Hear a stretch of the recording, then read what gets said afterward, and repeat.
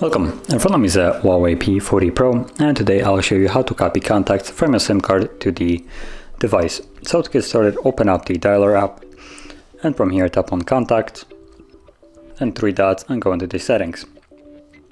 In the settings, we should see Import Export, and in here we want to import from SIM card, so right here.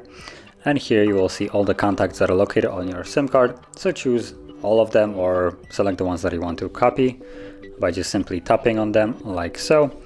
And once you have selected the ones that you want, tap on the import button right here, and then tap on the phone right here, and you're done. So now the contacts have been imported, and if we go back, we should have basically all the contacts duplicated because they're showing now on the SD card, not on the SD card, but the SIM card, and also on the phone.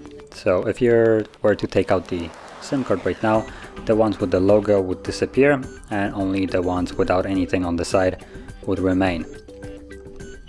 So that is basically how you would import the contacts, and if you found this very helpful, don't forget to hit like, subscribe, and thanks for watching.